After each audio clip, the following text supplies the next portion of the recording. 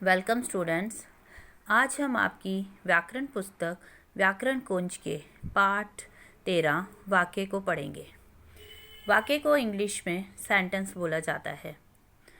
ये तो आपको मालूम ही है बेटा कि किसी भी भाषा को सीखने के लिए हमें उसके अक्षरों का ज्ञान होना बहुत आवश्यक होता है, और कोई भी अक्षर जो होते हैं उसके बारे में हमें पूरा अच्छे से ज्ञान होना ज़रूरी होता है। तो अब हिंदी भाषा के ज्ञान के लिए हमें किसके बारे में पता होना चाहिए? उसके वर्णों के बारे में पता होना चाहिए, यानी कि उसके अक्षरों के बारे में ज्ञान होना चाहिए। तो वर्ण जो है वो भाषा की सबसे छोटी इकाई है, और वर्णों के जो समूह से क्या बनता है वो शब्द बनते हैं। आपने पढ़ा है ना बेटा छोटी कक्षाओं में कि वर्ण किसे बोलते हैं? अक्षर को। और वर्ण दो प्रकार के होते हैं, स्वर और व्यंजन, और स्वर और व्यंजनों के मेल से हमारे क्या बनते हैं? अक्षर बनते हैं। और वर्णों के समूह से क्या बनता है? हमारा शब्द बनते हैं। इनका जो सार्थक समूह होता है वर्णों का, उससे हम क्या बनते हैं? शब्द बनते हैं। और शब्दों के सार्थक समूह से क्या बनते हैं? वाक्य बनते हैं, जो कि आज हम पढ़ने जा रहे हैं।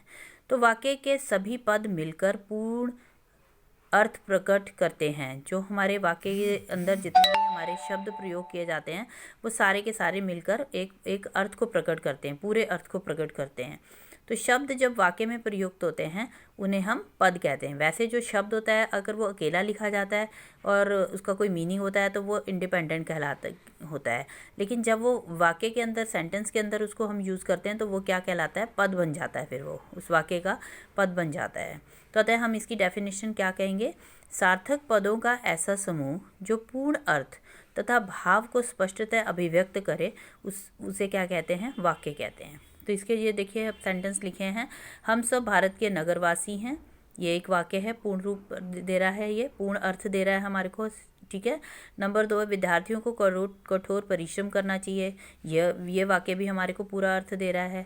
नंबर 3, बच्चे घूमने जाएंगे। ये भी हमारे को पूर्ण वाक्य है, ये हमारे को कुछ मीनिंग बता रहा है, कोई भाव स्पष्ट कर रहा है पूरा। नंबर 4, माता पिता बच्चों के लिए उपहार लाए थे। नंबर 5, सुबह की सैर स्वास्थ्य के लिए अच्छी होती। तो ये वाक्य जो हैं कुछ ना कुछ हमारे को भाव प्रकट कर रहे हैं और पूर्ण रूप से उसका मीनिंग पता चल रहा है हमें कि वाक्य में क्या कहा जा रहा है। और वाक्य के आप देखिए अगला है हमारा टॉपिक, वाक्य के दो खंड होते हैं, यानी कि उसके दो मुख्य पार्ट्स होते हैं। एक होता है उद्देश्य और एक होता है हमारा विधेय। तो नंबर 1 है हमारा उद्देश्य। उद्देश्य को हम इंग्लिश में क्या बोलते हैं बेटा? सब्जेक्ट बोलते हैं। उद्देश्य को इंग्लिश में क्या बोलते हैं हम लोग? सब्जेक्ट बोलते हैं। तो उद्देश्य पे देखिए, वाक्य में जिसके बारे में कुछ बताया जाता है उससे सूचित करने वाले शब्द को उद्देश्य कहते हैं। मतलब कि जो वाक्य के अंदर जिसके बारे में हम कुछ कहते हैं वो क्या कहलाता है? सब्जेक्ट कहलाता है, उद्देश्य कहलाता है उस वाक्य का। और उसके बाद विधेय देखो, वाक्य के विषय में जो कुछ कहा जाता है, वाक्य के विषय में जो कुछ भी कहा जाता है, मतलब कि वाक्य नहीं, विधेय, कर्ता के विषय में जो कुछ भी कहा जाता है उसे हम क्या कहते हैं? विधेय कहते हैं, ठीक है।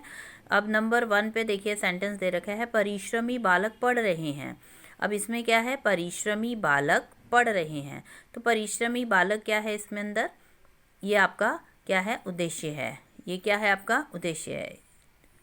उसके बाद जो पढ़ रहे हैं जो है वो आपका क्या है? विधेय है। और कई बार देखिए बेटा, आपका जो उद्देश्य होता है ना, वो सब्जेक्ट जो होता है वो कर्ता होता है। अब कर्ता जो है वो कई बार जो है वो एक शब्द में नहीं लिखा होता है, उसको विस्तार से लिखा जाता है, यानी कि परिश्रमी, उसकी विशेषता भी बताई जाती है। कर्ता की कई बार उसके साथ विशेषता भी बताई जाती है। जैसे यहाँ पे बताई जा रही है कि परिश्रमी बालक, तो बालक की विशेषता क्या बताई जा रही है? कि वो परिश्रमी है। मतलब उसके साथ, कर्ता के साथ विशेषण शब्द भी लगे होते हैं कई बार। तो ये परिश्रमी जो है ये विशेषण शब्द लगा हुआ है कर्ता के साथ, और कर्ता क्या है? बालक है। तो परिश्रमी बालक जो है ये आपका इस वाक्य का उद्देश्य है, और पढ़ रहे हैं इस वाक्य का विधेय है। यानी कि परिश्रमी बालक के बारे में क्या बताया जा रहा है? कि वह पढ़ रहे हैं। तो पढ़ रहे हैं जो है आपका विधेय हो गया आप इस वाक्य में, और परिश्रमी बालक उद्देश्य हो गया। नंबर 2 है, हमारे विद्यालय में खेल के मैदान हैं। हमारे विद्यालय में, तो ये हमारे विद्यालय जो है, ये हमारे विद्यालय में, ये जो है आपका क्या है? उद्देश्य है इस वाक्य का। और खेल के मैदान जो है ये आपका क्या है? विधेय है। मेरी माता जी अच्छा खाना बनाती हैं। इसमें इस वाक्य में मेरी माता जी जो हैं ये आपकी हैं, उद्देश्य है इस वाक्य का, और अच्छा खाना बनाती हैं उनके बारे में बताया जा रहा है। ठीक है ना। ये माता जी के बारे में बताया जा रहा है कि वो अच्छा खाना बनाती हैं। तो अच्छा खाना बनाती हैं जो है ये आपका क्या हो जाएगा, विधेय हो जाएगा। उसके बाद नंबर 4 वाला वाक्य देखिए, शिकारी के बाण से घायल पक्षी मर गया।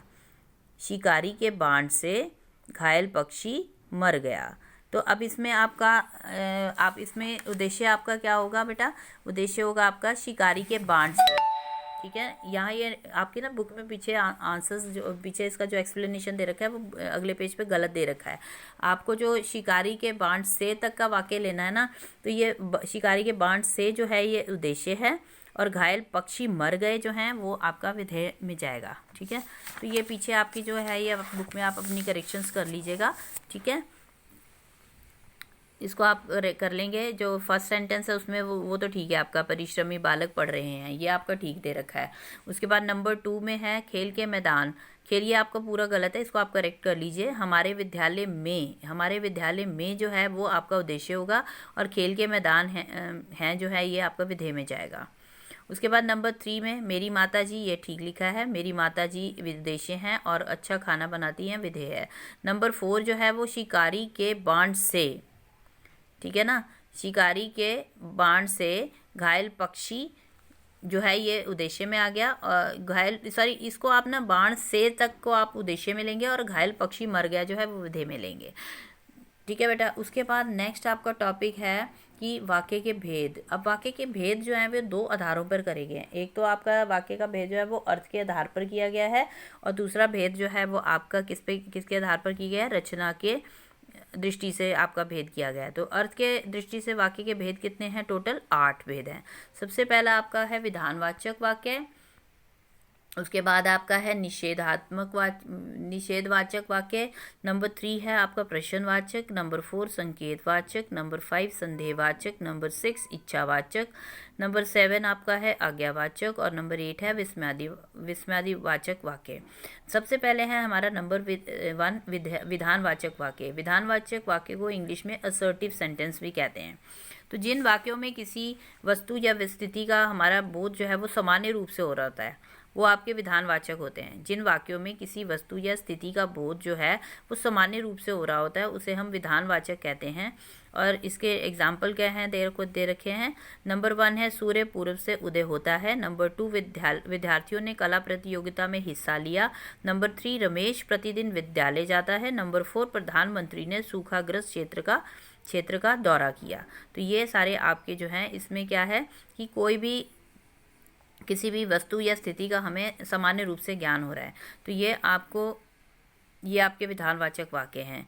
उसके बाद नंबर 2 है निषेधवाचक वाक्य। इसका डेफिनेशन देखिए क्या लिखी है निषेधवाचक वाक्य में, जिन वाक्यों में क्रिया के न होने का पता चले उन्हें निषेधवाचक वाक्य कहते हैं। अब ऊपर वाले वाक्यों को में ही हमने उनको नेगेटिव सेंटेंस में कैसे चेंज करा है, ये देखिए। आज सूर्य नहीं निकला, उसमें हमने पढ़ा था सूर्य पूर्व दिशा से उदय होता है, तो वो सिंपल वाक्य था, मतलब विधानवाचक वाक्य था। कोई भी हमें स्टेटमेंट थी वो कि मतलब कोई काम जो है उसके स्थिति का या किसी वस्तु व्यक्ति या स्थिति का जब बोध होता है ना, तो वो हमारा होता है विधानवाचक वाक्य। निषेध में हमने उसी वाक्य को लिखा आज सूर्य नहीं निकला। नंबर 2 वाक्य को हमने चेंज करा, विद्यार्थियों ने कला प्रतियोगिता में हिस्सा नहीं लिया। नहीं से आपको पता चलेगा कि ये निषेधवाचक वाक्य है आपका। नंबर 3 रमेश प्रतिदिन विद्यालय नहीं जाता है। नंबर 4 प्रधानमंत्री ने सूखाग्रस्त क्षेत्र का दौरा नहीं किया।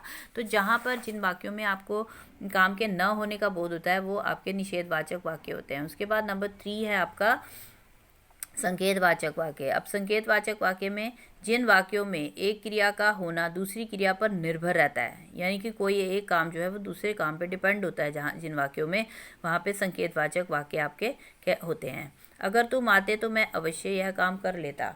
अगर तुम आते तो मैं ये अवश्य यह काम कर लेता।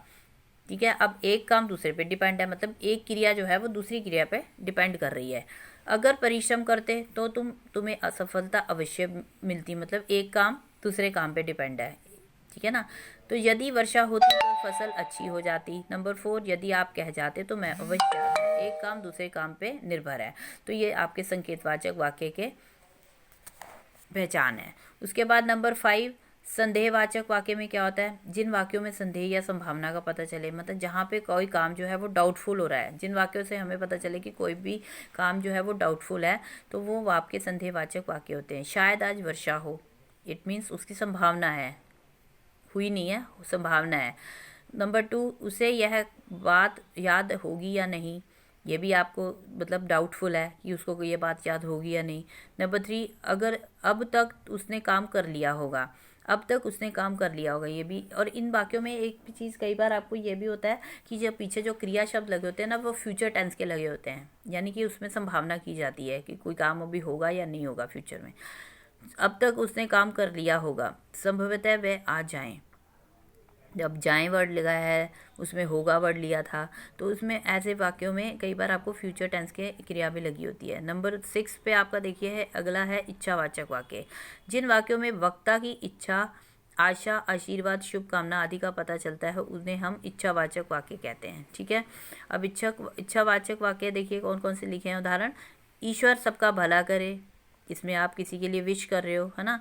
नंबर 2, आपकी यात्रा मंगलमय हो, भगवान तुम्हें दीर्घायु करे, नव वर्ष कल्याणकारी हो। ये सारे वाक्य जितने भी हैं, इसमें आप किसी को आशीर्वाद दे रहे हो, किसी की शुभकामना कर रहे हो, या किसी को ब्लेसिंग दे रहे हो, मतलब इस तरह के वाक्य होते हैं ये इच्छावाचक वाक्य।